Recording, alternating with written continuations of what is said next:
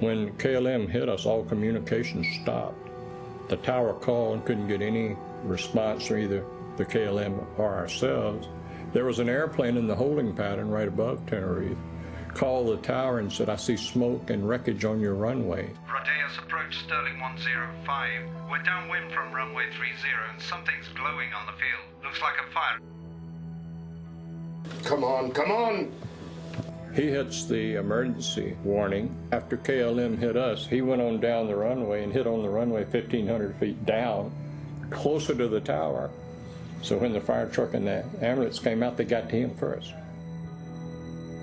After the initial impact, the KLM continues flying for another 150 meters before slamming into the ground. The 55 tons of fuel the Dutch plane had taken on creates a massive fireball that seals the fate of everyone on board. Not one person survives. Fire crews don't immediately realize that there is another plane hidden in the fog. No one came to us for quite a while. As a matter of fact, I remember thinking, I wonder why somebody hasn't gotten out here to help us. For 20 long minutes, the Pan Am passengers are left to fend for themselves. 583 people died. Even today, it's still the highest death toll of any aviation disaster. And soon everyone began asking the same questions. How and why could two state-of-the-art airliners smash into each other on the same runway? After doing accident investigations for something over 20 years, I've never seen an accident that didn't have several pieces in this chain that had to come up just the way that they did for the accident to occur. And this is one of those cases.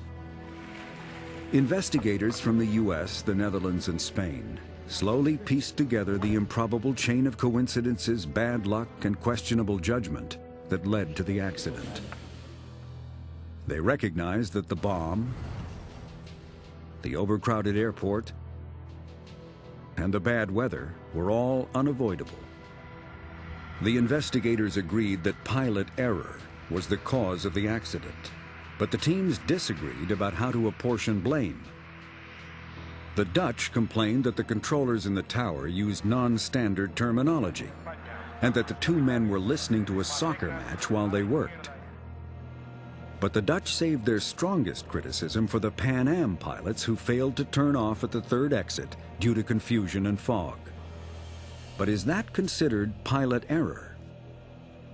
There is no experienced aircrew out there who hasn't missed a turnoff, gone someplace a few feet at least that they shouldn't have gone in an airplane, violated a clearance of some sort inadvertently. Turning off at the wrong taxiway or not turning off is a human mistake. It was not a professional discretionary error, and that's how you have to look at it. Anybody who would try to hang an aircrew for that does not understand the equation. The Spanish and American investigators acknowledged that the Pan Am mistake played a role, but they held that the main fault lay with the KLM crew, because there was one undeniable fact. We're going.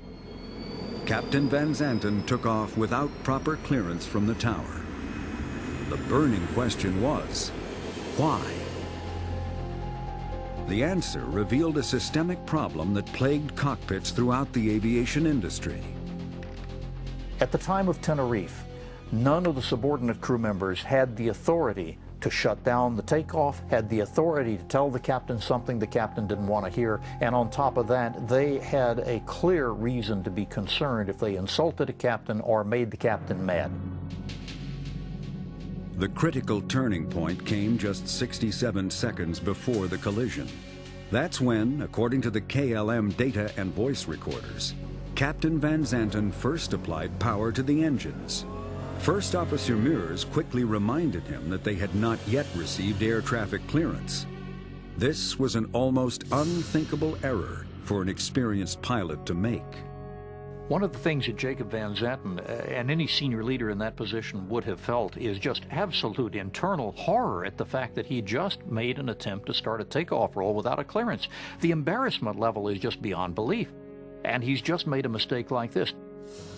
The tower then relayed to KLM an ATC clearance, which is not the same as permission to take off. What happened next stunned investigators. Captain Van Zanten repeated his earlier mistake and began to apply power again. And this time, no one spoke up. You make a mistake, you start thinking about the mistake, you begin to make more and more errors. This is a very familiar syndrome. We call it checkitis in aviation. Even somebody as experienced as Van Zanten had to have a certain part of his mentality pulled away to deal with the embarrassment of this. And then, this is one of the reasons, understanding this, why the co-pilot would have opted just to tell the tower that they were rolling, rather than once again turning to his senior leader and embarrassing him yet another time. As they began their takeoff roll, the collision might yet have been averted, if not for a terrible piece of bad luck. First Officer Mears told the tower that they were beginning their roll. The tower told them to stand by. At the same time, the Pan Am cockpit warned that they were still on the runway. In the KLM cockpit, these simultaneous transmissions were audible, but barely. When you want to speak in the radio, you mash down on the transmit button, and that means that if someone else is trying to transmit at the same time, it's not necessarily certain that his transmission is going to get through. And that occurred with the Pan Am jet in this accident, that their transmission, that they were still on the runway, only came through partially or was incomplete at the same time that the KLM airplane had initiated its takeoff roll. It's possible that Van Zanten didn't hear either message, although the KLM flight engineer appered to react to it. Isn't it clear then? What do you say? Isn't it clear that Pan Am? Oh, yes. Those are the last clear words on the KLM voice recorder. The data recorder, though, suggested that Captain Van Zanten quickly realized that he was on a collision course because he tried to take off early. The airplane is accelerating rapidly during the takeoff roll, and it's covering hundreds of feet per second, so that by the time he saw it, there was no hope that he was going to be able to stop in time to avoid the collision. That only left him the possibility of trying to fly over the top of it. And as he rotated to try to get the 747 airborne at the earliest possible moment, it struck the tail, and there was impact marks on the runway. They only had 3 or 4 seconds to sort it out. Please! Get off!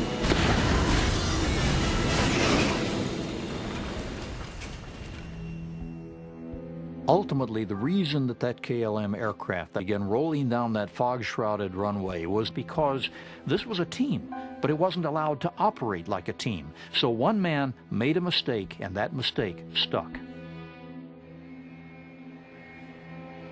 Today, 30 years later, cockpit culture is very different. Pilots are trained not only to tolerate input from other members of the crew, but to encourage it. There has been an effort to, if you will, flatten the authority gradient, so even though you may have many years of experience separating the captain from the first officer, they are operating much more closely as a team rather than as the guy in charge and his the knight's squire, as it were, operating alongside him. But despite extensive training and heightened awareness, runway incursions, defined as any vehicle on a runway when it shouldn't be, occur in the U.S. with surprising regularity. We're seeing something like 325 of them a year. That's too many. The possibilities are too great for a collision, for an accident, where many deaths could be as a result. Of these, as many as 25 each year are considered extremely serious. An almost exact repeat of Tenerife took place in 1999 at Chicago's O'Hare Airport. The National Transportation Safety Board produced this forensic animation, which shows a Korea Air 747 being forced to climb over a China Air 747 that had blundered onto the runway. The two planes missed each other by only 80 feet. And another, even more recently in 2005 in Boston. An air traffic controller cleared a U.S. Airways jet for takeoff. But at the same time, another controller cleared an Aer Lingus flight to take off on a crossing runway. At the last minute, the U.S. Airways co-pilot spotted the other plane and warned the captain, who delayed his takeoff as long as he could, allowing the Aer Lingus to slip overhead. Had the co-pilot not felt free to speak up, hundreds of people could have died. Airlines today extensively train pilots in simulators, not only to perform emergency maneuvers, but to condition behavior as well. One of the things we do is take situations that involve the human factors element, crews coordinating and working together, and we say we will be given situations to say, here's what happened on some flight. Now, how would you have done it differently? And the result of which is to get crews to work better together so that this doesn't become a point of contention. But improved pilot training is only one defense in a system with as many potential failing points as there are human beings involved. There's 15,000 controllers, over 600,000 pilots, and hundreds of thousands of drivers that operate on the nation's airports. They're all subject to making human error. We'd like to take technology to a level that we can use technology to reduce the possibility of human error, or if an error is made, catch that error before it becomes a catastrophe. The Federal Aviation Administration has spent millions of dollars to improve taxiway markings and lighting at airports. And at some airports, the agency has installed technology to track movement on runways, to warn controllers of impending collisions. The NTSB insists that alerting the control tower of potential accidents is still not enough.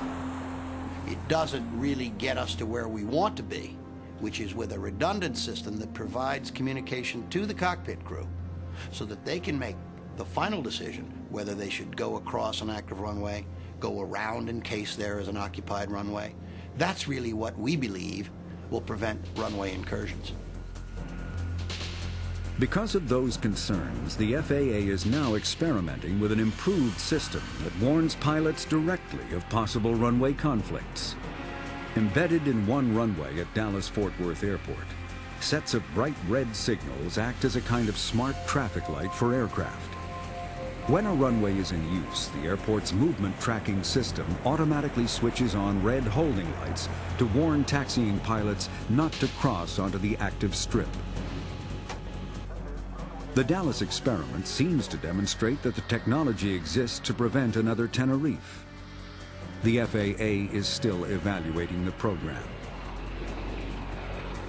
Meanwhile, fewer than 10% of the nation's increasingly crowded airports have any kind of movement detection system at all. And the NTSB has warned the FAA that the yearly number of incursions is simply too high. Too long are we dealing with issues like 325 runway incursions a year. We must begin the process of bringing those numbers down. We've been lucky too long. I don't believe our luck can hold out. Today, the accident at Tenerife remains a stark reminder of what's at stake every time an airliner pushes back from the terminal.